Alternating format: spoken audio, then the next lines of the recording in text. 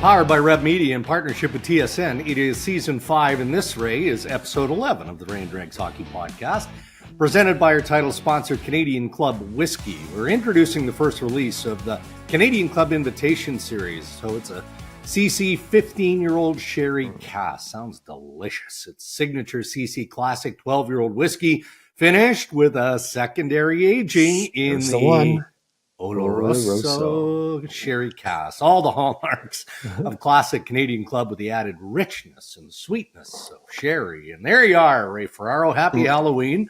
Spending it in Toronto. So ESPN has the Leafs and the Los Angeles Kings tonight. We have that game as well. So covered North America wide. Are you a Halloween sort of guy? Like, your kids are older now. I don't know. Right. Do they still participate or not so much? Kind of, sort of. You know, they're in it strictly for the goods at this point. And so are you, by the way, because I'm sure you pilfer when they get back, right? I do like. I have been known to eat a coffee crisp or a Kit Kat by the dozen. It's funny though, like go out with the grandkids and stuff, but I love seeing how. I think it's almost the best holiday because there's nothing major connected to it. It's just the kids are so excited. They're just like pilfering whatever they can get, more candy in their bag, and the parents are walking around with a coffee cup at 7 p.m. Geez, enjoying their sure they are their sippage coffee back there, and it's I don't know. I really like it. I remember it as a kid, and I must have gone as a hockey player 12 years in a row. Like, we had 4 boys, and there was no time for costume shopping. No. My mom would go, Raymond, just put on your helmet and you're a hockey player this year. So that's what I go as. Yeah. How about you? You like it? I do like it. Unfortunately, Holly's away. She's visiting Katie in Thunder Bay. So, and we have a game tonight. So I'm normally the guy that does all the shelling, right? Like, and Tiny doesn't like the doorbell ringing, and it turns into chaos here. But I've noticed this. So this will be our third Halloween in the house that we're in now. First Halloween was during COVID. It was during lockdown. Okay. So I got a bit crafty. I opened up the middle bay of our garage, right? It's heated and all that stuff. Kind of nice. And I put a big, plastic table on the driveway. And Holly got, let me think about this. I think 100 full-size Kit Kats, 100 full-size caramel bars, Aero bars, like 4 or 5 different varieties. Oh, Raymond, like, I counted. So, okay, make a slash, make a slash, make a slash, make a slash, slash across. There's 5 kids that showed up. We had 122 kids. The word gets out, doesn't it? Oh, full-size chocolate bars, man. They're all over it. And then didn't do that the following year. Not doing it this. And so I need your quick opinion. We'll move on to the Tim Hortons headline. So no one's going to be at the house when the kids start coming to visit, right? Yep. So I have no choice but to leave a table out on the front step. Now, I've written a sign, Happy Halloween, help yourself, but please, leave a few treats for the others. Is that all you can do? It's all you can do. Yeah. Each of you take one, leave them for the kids behind you. Yeah. Stuff like that. Now, if you could choose one of those candy bars, what are you taking? The caramel bar for sure. Oh, good. Between that and a Kit Kat. Kit Kat. Kit Kat's the gold medal standard. Yeah. See, I still think every time I have a caramel bar, I think of that commercial. How do they get it in there? Oh, that's the age-old mystery. So it really is. I'd like to know. It's exciting time. So who's doing all of the handing out while you're away? Well, Cammy's actually, busy. Cammy's got a game tonight. Canucks are at home to Nashville. Kids will be out doing whatever they're doing. So Landon will be on candy duty. Oh, good for him. He'll be. I'm a little concerned he's going to run out of candy early. He's a softie, so he's going to be like. Oh, and he's got big mitts too, right? Like, it's drop a full bit handfuls. Oh, here you go. That kid's cute. He'll get a couple more. There you go. Hey, happy Halloween, everybody. Have a safe one as we record this. On Monday morning, Canada, Tim's NHL trading cards are back with the all-new set, so get ready to unpack the thrills, score your favorite hockey stars, grab them before they're gone. I'm slowly collecting these things, Ray, because they are available now and they're not going to last forever. Got the nifty case for the cards. How about the other checklist day. and things? Wouldn't you have loved that as a kid? Okay, so here's the issue. So Holly is looking at this thing and she's like, I mean, she just gets obsessed with these things. So she's like, well, we have to get every one of them and we have to do it as much as we can in order. I'm like, well, how do you know? Like you're buying these things at Tim Hortons, but you don't know, like, what are you going to buy? Like set. And she goes, well, you have Tim Hortons contacts. They must be able to. Like, no, not sure. But see, there's the whole part of the game is once you get your duplicates, you trade it with your buddies. Yeah. Oh, I love doing that stuff. So here's the other part of the debate. She wants to open them all. And I'm like, no, that the fun is in opening them, not filling out all the slots. I mean, of course, in time you want to do that. But I'm like, if we're passing it on, which we probably will, to Mason or, you know, she works for Barnes Funeral Home. They've got some grandkids. Anyway, those kids are going to want to enjoy the fun of opening the pack. So there we go. So only available at Tim's, right, for a short period of time. Here are the headlines, and let's start with a big and ugly hit last night. Charlie McAvoy of the Boston Bruins gets the match penalty for the hit to the head on Oliver Ekman-Larsson. Not sure what Charlie was thinking about there, right? I mean, he came from a distance. The shoulder was up, and he drove the shoulder up into the head of Oliver Ekman-Larsson, who clearly was unsuspecting, right? I always wonder about players and where they're at on the ice and whether you're vulnerable if you expect to get hit in that position. And I know that's the case normally close to the boards. In front of the net, looking forward, does it meet the criteria for blindside? It appears, it looks suspendable to me. How many games? I don't know. We'll guess on that, I guess. I don't know what his defense possibly could be. And when I look at a play like that, it always strikes me when it is a player like McAvoy, because that's not really in character for him. And so, I mean, I think it's every bit as bad as the Rasmus Anderson hit on Patrick Laine, and that was 4 games. Anderson doesn't, to my knowledge, didn't have any real history prior.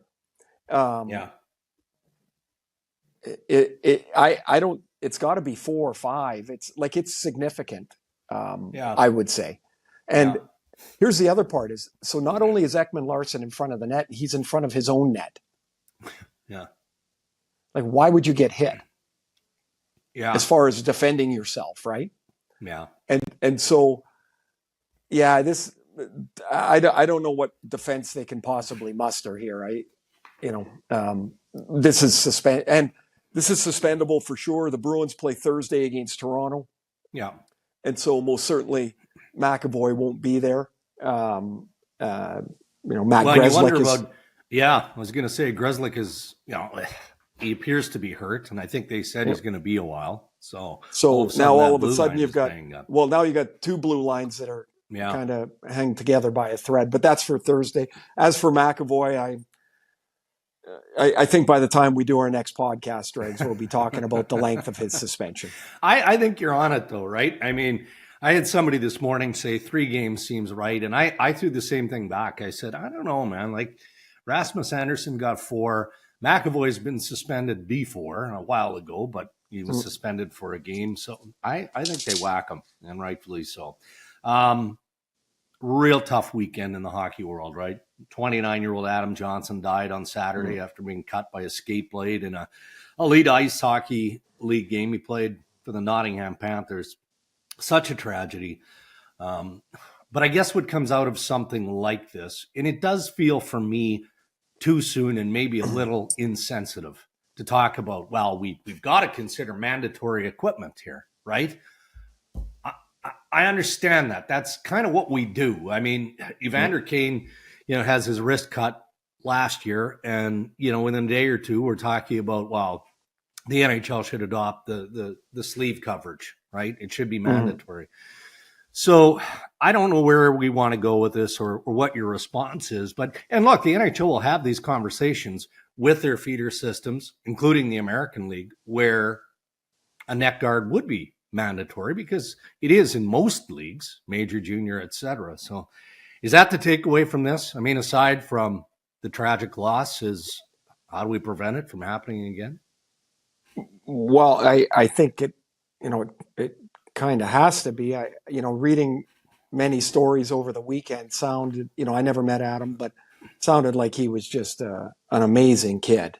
Yeah. And everybody that came across him talked about him really in the very same way, which I found really interesting. And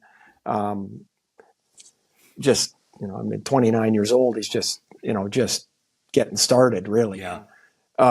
Just a terrible, terrible story. I mean, the play itself, I mean, I don't even know what to make of it. It's just a brutal, terrible. I don't even know what to make of it. I don't even know what to make of it. I watched it once. That was enough. I don't need to see it again. Honestly, I just don't know what to make of it. And so that gets you to the point of looking forward, I guess. We had this debate, I don't know, 20 years ago about visors. Yeah. And I always wore a visor. I was small, and I got cut around my eyes a couple of times in junior, like my forehead. I think I told this story. Wendell Clark hit me like a freight train and split my head wide open, and I couldn't get my helmet on, so I put this visor contraption on. And then first game I took it off. I got a stick right above my eye. I put a visor on when I was 19 and never took it off. And it was not. I was one of very few at the time wearing it. Right. And I wasn't, you took some chirps and things about it. But I just, for me, it was like, it was the right thing to do. I don't know why when we played, people didn't get cut with skates as much as they do now. Like, I don't know why. I mean, are skates sharper? I guess perhaps. Is the speed of the game quicker? Certainly. So why would you leave yourself unprotected on the heels of this terrible incident? And so in the very least, it's not even about whether it looks cool or not anymore. The material that can be manufactured, one of the complaints always is it's too hot. Yeah. But that can be manufactured in a different way now. Yeah. I don't know why guys wear short cuffs on their gloves. I know they say they can move better. Wayne Gretzky wore shoe boxes on his arms and scored 900 goals. Right? Like, I don't understand where the mindset of the current player, because it's different than me at my age. Yeah. I think completely different than the player that's in the game. But I sure hope that this is a step about what can we discuss, what can be mandated, what should be mandated, because here we are 20 years on, and does anybody care that the players wear visors? No. They don't. I mean, how many don't in the league now, Drakes? Is there 20? That were grandfathered? Wouldn't be many. Yeah. I mean, did you wear a neck guard? No. At any point? Never. No. And now I'm like, geez, I wonder why I didn't. I don't think anybody even wore them then. Right. Hell, there was goalies not wearing anything. I know. And you're like, I remember when they started wearing that clear plastic thing tied to the bottom of their mask. Yeah. And guys are like, was that post Clint Malarchuk, or was that? I think it was post. Yeah. And, guys were like, oh, look at that thing. And pretty soon you were like, yeah, I wonder why they never wore it before. Yeah. But I don't know. This is just what you always wear. You don't think of it much deeper. Maybe hopefully this guys will think of it much more deeply, and maybe look at what can be done, what can be manufactured. I know there's a few companies that do it, and how can we make the game as safe as we can? And that's what this is all about. That's what this is all about. So it's something undoubtedly we'll continue to follow, and certainly our condolences to the Johnson family. Yeah. As much as we can possibly send. Joe Thornton announces his retirement, Ray, in a way that really only Jumbo can do it, right? Like he's shirtless on social media. You know, what a character. 1,714 games. 1,714 games. Yeah. What, 430 goals. Surpassed you, not that long ago, but a while ago. Yeah. 1,109 assists. So that's 1,539 points. 1,272 penalty minutes. So when you think back at the career of Joe Thornton, what do you think of? Two things. His amazing passing ability. Yeah. He's such a big guy. He'd shield the puck and he'd make an amazing pass most times. He was just such a great passer. And two will be his laugh. Now, when Joe would laugh, like the entire room would stop. And I'm going to tell you this quick story. So he's playing for San Jose. They're up 3-0 in this series. And I was doing the game. It was in LA. So after the game, they would have pizza in the locker room. Okay, so like the guys could get some quick carbs in before they went to eat. Sure. And so I went in to go say hi to Danny Heatley, who I played with in Atlanta, and Danny was playing in San Jose. So I go in, and Jumbo's wearing a towel only, eating a piece of pizza, right? Like you get nothing else on. And it's not, I mean, he's in the locker room. What difference does it make? So I walk in, I see Danny, I'm walking over, and he goes, "Chicken parm!" And he starts to laugh. And it's this huge laugh, right? And so I go, "Hey, Joe, how's it going?" He's like, "Hey, now this is like 10 minutes after a game." And he goes, "Who's the best player you ever played with?" I was like, so good. I don't know. Like, how could that have even come into his head at that point? And so I was like, "Wow, Brian Leach or Alex Kovalev," or, we were talking. And then he's like, "All right." He's like, "You here to see Heater?" And I was like, "Yep." So I don't know. It just cracked me up. Everything about him just made me kind of laugh. That beard is, remember when he shaved it off? Yeah. Remember when he shaved it off, though? Like he was in San Jose. So I go back and we're doing a game, and now he started to grow it back. And I go, "Oh, you're bringing the beard back." He goes, "I'm 35 years old. I can grow a beard if I want." And I'm like, "Yes, you can." I'd like to know how his hockey brain works. Because, I mean, he's entrenched now in San Jose. His family is set up there. You'll see on socials every once in a while, he's cutting grass. He's doing all these things. Right. I got to believe that Mike Greer, the general manager of the Sharks, is bringing him into the mix, right? But that's what I'd like to know, how Joe watches the game and how he thinks the game. Okay, my guess is going to be Joe's watch is all about space. Yeah. On the ice, because he was never very fast. No. And it would always be like, how do you get to the open spot on the ice? I think that's what somebody like him would see. Yeah.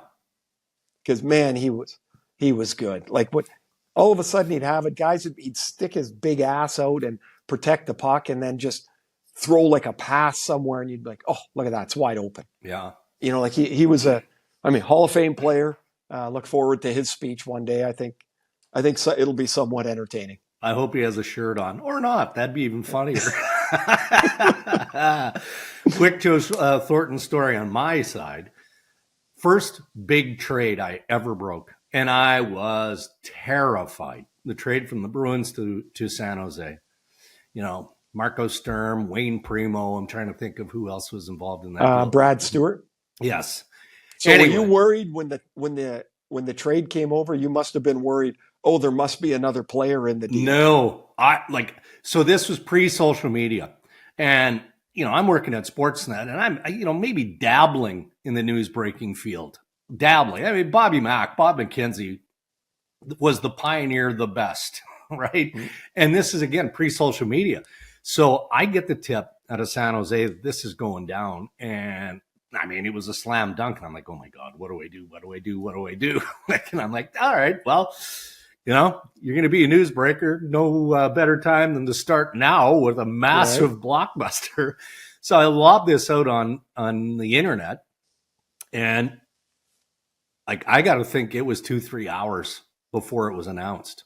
Oh boy. And I was like, I was pale. I was sweating. I thought I screwed this up, and my days of being an insider are over. But in the end, it all worked out. Heritage Classic. How much of that did you catch on Sunday?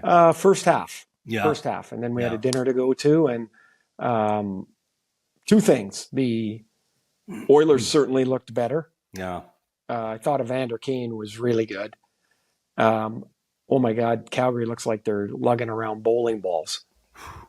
They looked slow and disjointed and disconnected, and like it just didn't look very good. Yeah, I'm going to do something on insider trading on the Calgary Flames. What direction do they go? Do they sell off these assets? Like Noah Hannafin. Yeah, they've had negotiations on a contract extension. Hard to go through a rebuild, right? Yeah, but when you think about selling off assets, there's only a few of them. I mean, they just re-signed Backlund. Yeah, Lindholm, Hannafin. Yeah, but Huberdeau and Kadri are signed for long periods of time. Yeah, it's Lindholm and Hannafin, really, that are the guys you're talking about. And if you want to try and retool, you can probably do pretty well. In particular with Lindholm. Yeah, I think he's got enormous value around the league, and Hannafin is a lock top 3-4 guy in your lineup. Yeah, like you just drop him in and you don't have to worry about that position. And so those would be big deals and a complete mindset shift for Craig Conroy. But something has to change because it just looked stale, all of them. Yeah.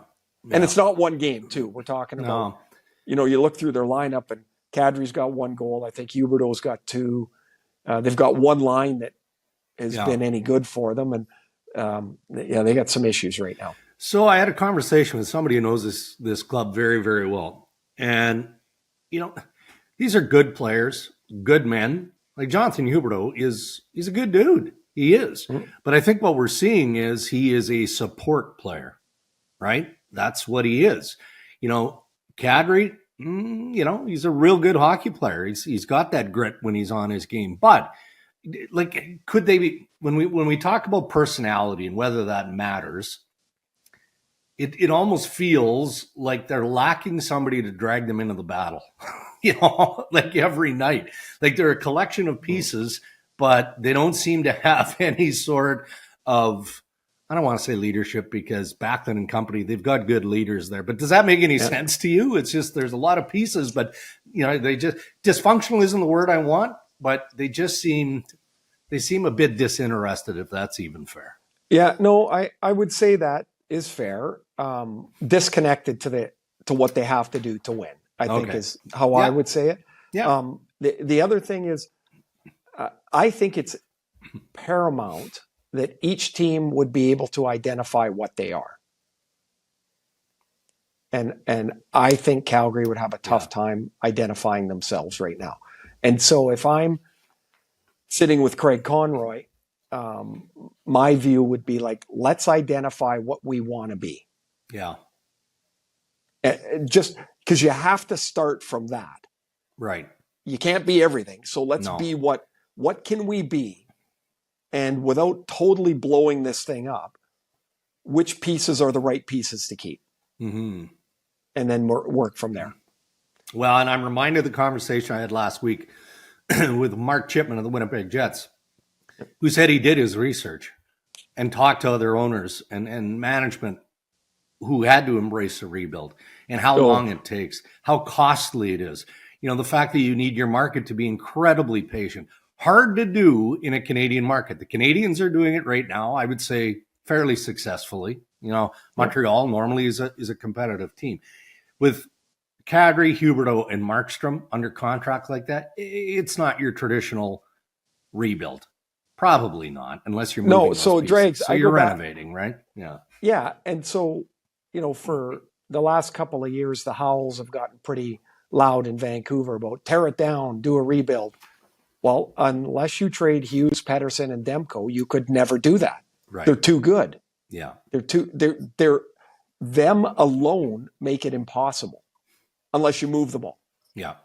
And who the hell wants to do that? No. So if you talk to any general manager, they'll tell you 7 to 10 years from the time that you go, yes, we're starting, because it also takes time to tear down. It does. Yeah. You can't just move everybody out. No. That's hard to do. And then once you tear it to how quick do people think Chicago's going to be really competitive? Yeah. They lost 8-1 last night. Yeah. Like Connor Bedard's is a terrific prospect. The 3 young defensemen are really nice prospects. Vlasic, Kaiser, Korchinski. Lucas Reichel's a good young prospect. They've got some draft picks they've already used that are just outside the league. Man, how long does that all take? It takes a long time. It takes a long time. And you've got to have the financial wherewithal and obvious support from ownership to do because that. It's really hard to go to your fans, isn't it, and say, we're going to be great in 6 years. Please come and support us today. Yeah, and look, Craig Conroy, and I'm not going to throw this at the feet of Brad Treliving, but Brad would have had to convince Murray Edwards and ownership of the Calgary Flames that it was money well spent to sign the big deals with Huberdeau and Nazem Kadri. That's not a renovation or rebuild. So Conroy no, but is Dregs, you got to go back to that day. Yeah, and that is, they thought they had Goudreau, and then they didn't. And then they didn't. And then Tkachuk wanted to go, and that's what you had. Yeah. And they made that trade. I think most people thought last summer Treliving did a pretty nice job in an almost impossible spot. Agreed. And it just, to this point, has not worked. No. All right, those are your Tim Hortons headlines. Tim's NHL trading cards are back. Unpack the thrill. Score your favorite icons with an all-new set. Get yours before they're gone. Only at Tim's. Our interviews on Ray and Dregs this year brought to us by Canadian Club Whiskey. We're introducing the first release of the Canadian Club Invitation Series. You got to check it out. CC 15-year-old Sherry Cask. All the hallmarks of classic Canadian Club with the added richness and sweetness of sherry. All right, Ask Ray and Dregs anything. Send us your questions to us on Twitter or socials, Instagram, at Ray and Dregs, or on the website, rayanddregs.com. I'm going to fire one at you that might get you not feisty, but you'll be going buzz off. Okay, that's my prediction to this. Okay. Apologies, James, because I'm pretty sure I'm going to screw up the last name here. I think it's James Housago or Husego. Anyway, James, it is. If the morning skate is an hour or less, and normally it's less, an average player, Ray, gets 15 minutes per night of ice time. Why do these guys need game day naps? Given how few working people have the luxury of a mid-afternoon nap, it feels like the hockey world lacks self-awareness based on how frequently the nap comes into our conversation. Do you know why they take a nap, James? Because they can. And they like them. I take a nap on game day. I do nothing. I worked out this morning. I shouldn't say I do nothing. I work out most days, and I do my prep, and I go to the rink, and I come back, and I take a nap because I can and because I like it. You're not the standard working force, though, Ray. No, but when I was working for my father from 7 a.m. to 3:30 in the afternoon, piling 3,240 40-pound blocks a day, yes, I didn't have time for a nap, James, because if I did, the blocks would have fallen on my head. So I didn't take a nap. You're right. And so that would be, I guess he's asking, but he doesn't really want an answer. He just wants to point out that he thinks the hockey world's not self-aware. What should they do? Should they go, I don't know, should they paint houses in the afternoon? Just a thought. Yeah. Okay, here's a lengthy question. Randine Rashog, by the way, sends me the submissions on yes.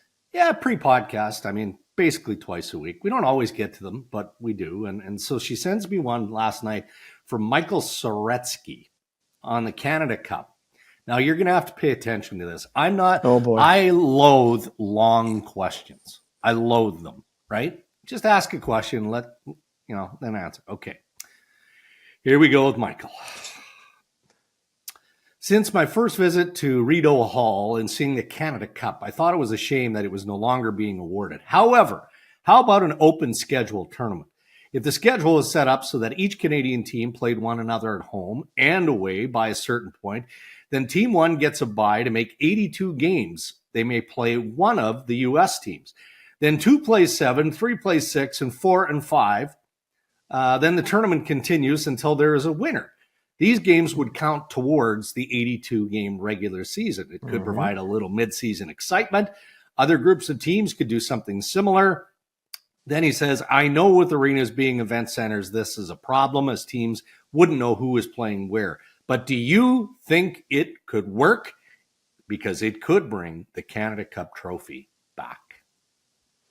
Okay, so the NBA's got a mid-season tournament they're going to do this year. Yeah. I'm not so sure on the details of it, but in a sense, the idea comes from the Champions League and the Europa Cup in Europe for soccer, football. Yeah. And they're mid-season tournaments.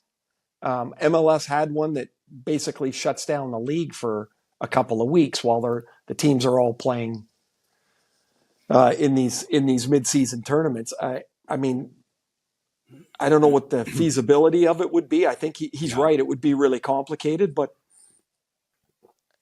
yeah, I don't know. I mean, like, it's never been done. I don't know what the framework would be.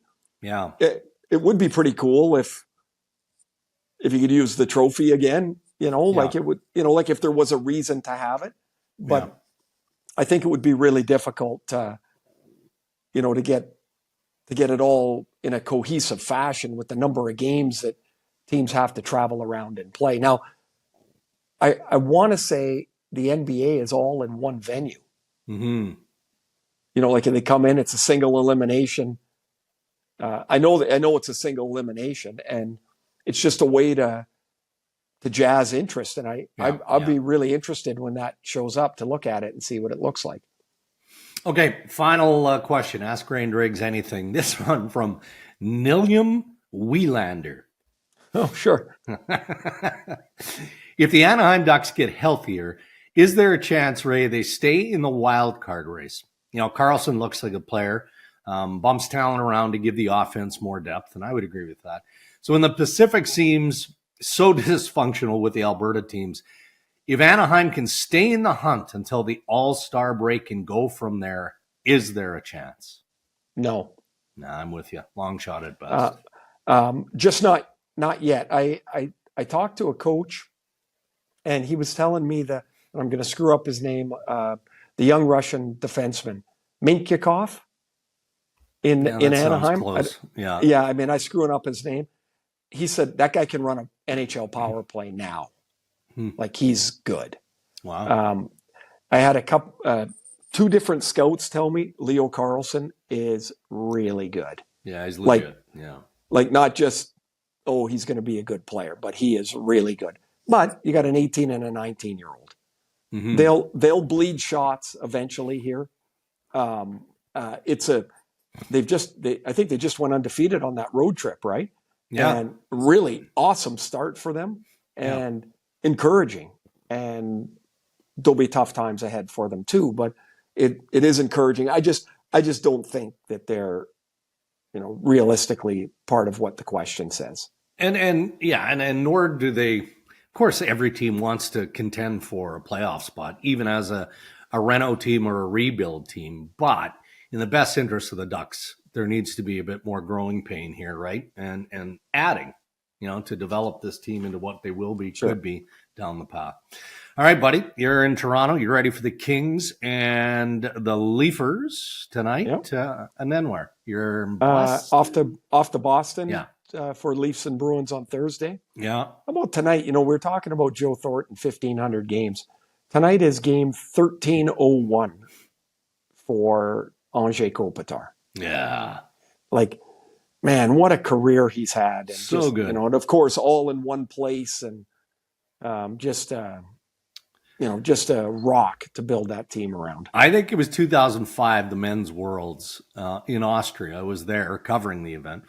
And I had to do a story on Kopitar because he was like the Slovenian Sidney Crosby. Remember that? Remember that's how they labeled this guy? He's a Slovenian Sidney Crosby. Ridiculous. But just think, he went number 11, I believe, in his draft year. And nobody was really sure because he was from Slovenia, but he played in Sweden, and nobody was really quite sure what it was going to be. And here the Kings are 1,300 games later. And unreal. Another Hall of Famer. How about, and we'll get on with it here, but how about Quinton Byfield? What an opportunity for that young dude, right? You know, for the moment on the wing with Kopitar and Kempe. And it looks like, you know, we often talk about development. We just talked about the Ducks and Askeray and Dregs, anything. Oh, you're learning from one of the best, right? And I would think that at some point in the not too distant future, they're looking at Byfield as their number one center, are they not? Well, I would say there, you know, it's growth with him. Yeah. Like, you know, here's the thing, like, I bet you if you ask people how old Quinton Byfield is, they'd say 23. Yeah. He's still 21. I know. When he was on the World Junior team, he was the youngest player on the team. Then he made it the next year, he was the youngest player on the team. Yeah. Everywhere he's been so young, and he's finally starting to grow into his body. He's 225 pounds now. They're really encouraged by him this year. And keep an eye, if you're watching the game tonight, keep an eye on him. It's his first game in Toronto. You know, he's not, but he wasn't able to play in the previous trips out. He's got about 50 family here today, and playing at home. When I used to go to Vancouver, it was just like there was an extra little charge. And no, for sure. I think Byfield will be zapped up tonight. He'll be excited. All right, buddy. Looking forward to it. Have a good call tonight. Enjoy the rest of your day, and obviously we'll reconnect in episode 12 coming up later this week. Yeah. Thanks for listening, everybody. And again, our deepest sympathies to Adam Johnson and his family. Hear, hear. And thank you to our sponsors who continue to support Ray and Dregs and make the podcast possible. Our title sponsor, Canadian Club Whiskey and Tim Hortons. Until next time, stay safe, everybody.